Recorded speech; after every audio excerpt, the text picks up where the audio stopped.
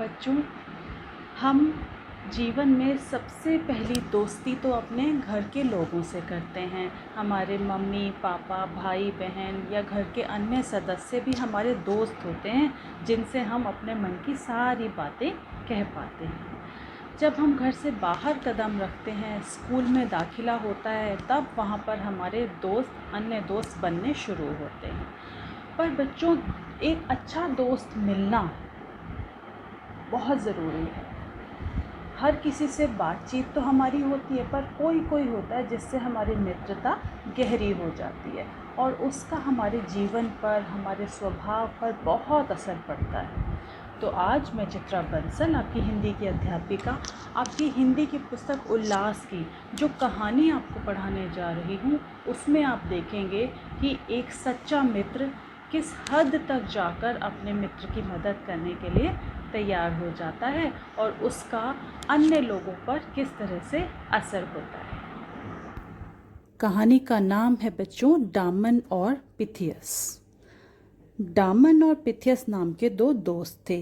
ये दोनों एक दूसरे के बारे में सोचते थे। जिस देश में ये दोनों दोस्त रहते थे, उस देश का राजा बड़ा ही अत्याचारी था। अत्याचारी था मतलब वो सबके ऊपर अत्याचार करता रहता था। राजा का तो काम होता है अपनी जनता की देखभाल करना, पर वो सभी को किसी न किसी तरह से परेशान करता रहता था। वह छोटी छोटी गलतियों के लिए भी फांसी की सजा ही दे देता था। इससे प्रजा बड़ी दुखी व परेशान थी। तो जब राजा ही ऐसा होगा तो प्रजा यानी कि जनता, वहाँ के लोग तो परेशान होंगे ही। एक बार राजा अपनी प्रजा से बातचीत कर रहा था, तभी वहाँ खड़े डामन को खांसी आ गई। खांसी की आवाज़ सुनकर राजा गुस्से में बोला, इस डामन ने खांस कर हमारी बातचीत में रुकावट पैदा कर दी है। इसने हमारा अपमान किया है, इसलिए डामन को जेल में बंद कर दिया जाए। डामन ने राजा से विनती करते हुए कहा, महाराज, मैंने जानबूझकर अपनी बातचीत में रुकावट पैदा नहीं की। मैंने आपका अपमान नहीं किया। लेकिन राजा ने डामन की एक ना सुनी। तो किस बात पर राजा को गुस्सा आ गया कि जब वो लोगों से बात कर रहा था, बीच में डामन को खांसी आ गई। अब केवल खांसी आने से ही राजा इतना नाराज हो गया कि उसने बोला कि इसने हमारा अपमान किया है, इसको जेल में बंद कर दिया जाए।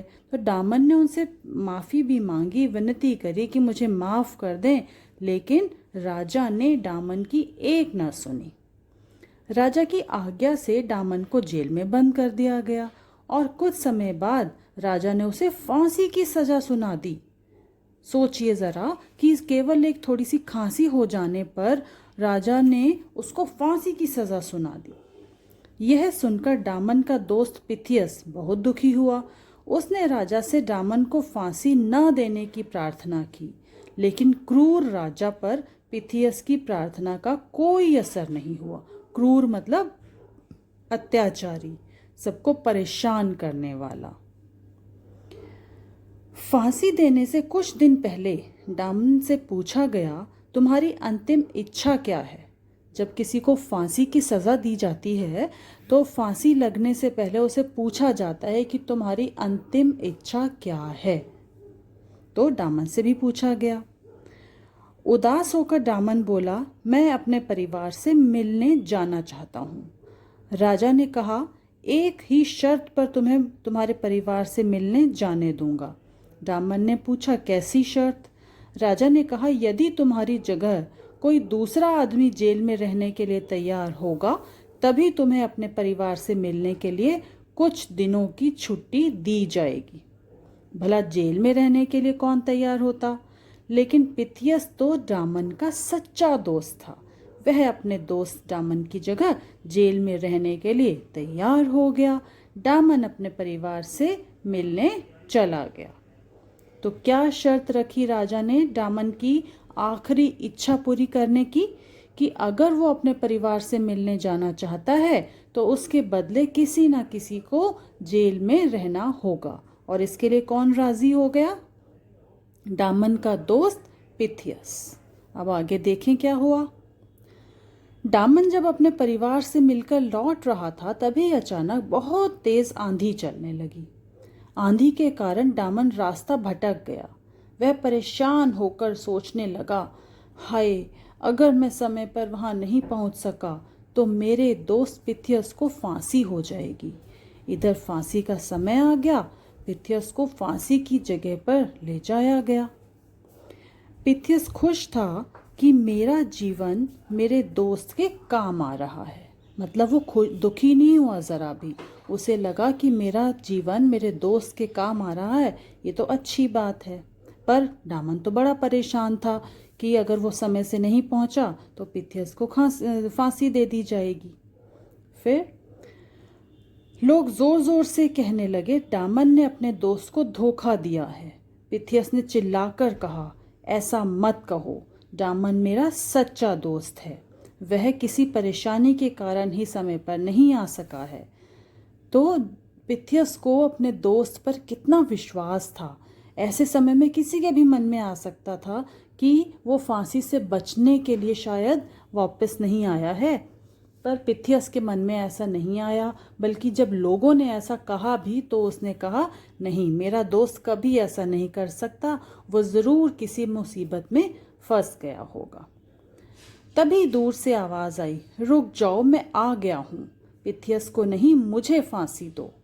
देखते ही देखते दामन तेजी से दौड़ता हुआ वहां पहुंच गया।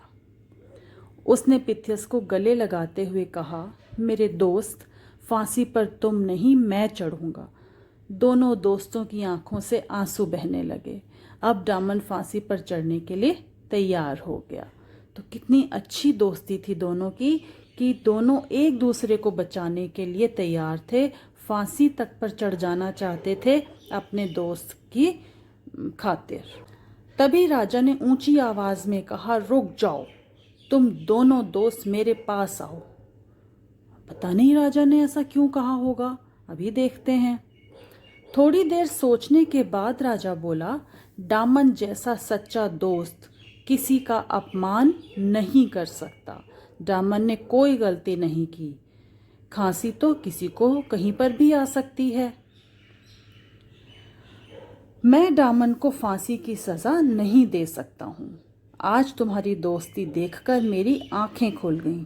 मैं विनती करता हूँ कि तुम दोनों मुझे भी अपना दोस्त बना लो। मुझे तुम जैसे मित्रों की बहुत ज़रूरत है। तो राजा का दिल भी उनकी दोस्ती को देखकर बदल गया। उसे लगा कि जो दोस्त एक दूसरे के लिए मरने तक के लिए तैयार हैं, फांसी पर चढ़ने के लिए तैयार हैं, वो किसी का अपमान कैसे कर सकते हैं। तो उन्होंने दामन को माफ़ किया, उसकी फांसी की सज़ा रद्द कर दी और बल्कि ये कहा कि तुम मुझे भी अपना दोस्त बना लो, मुझे तुम जैसे दोस्तों की बहुत ज़रूरत है। तो उनकी सच्ची दोस्ती देखकर राजा की आंखों से आंसू बहने लगे। मतलब ये है बच्चों की जो सच्ची मित्रता होती है या सच्चाई होती है, वो किसी का भी दिल जीत सकती है। कठोर से कठोर आदमी भी ये सब देखकर, इतनी सच्चाई और विश्वास देखकर नरम पड़ सकता है, उसका कठोर हृदय भी पिघल सकता है। तो आपने देखा कि किस तरह से दामन और पिथियस की दोस्ती ने एक क्रूर राजा को भी नरम हृदय वाला बना दिया। तो देखा आपने, दामन और पिथियस की सच्ची मित्रता ने एक क्रूर राजा को भी बदल कर रख दिया। तो अच्छाई का असर तो बच्चों आसपास के लोगों पर, पूरे वातावरण पर ज़रूर पड़ता है। इसलिए अपनी अच्छाइयों को हमेशा बरकरार रखने की, दिन पर दिन बढ़ाने की कोशिश हमें करनी चाहिए। जो भी काम करें सच्चाई और ईमानदारी से करें। तो अब हम चलें, अगला पाठ फिर एक साथ पढ़ेंगे। तब तक के लिए जो आज हमने पढ़ा उसको एक बार फिर पढ़िएगा और उसको विचार कीजिएगा, सोचिएगा उसके बारे में।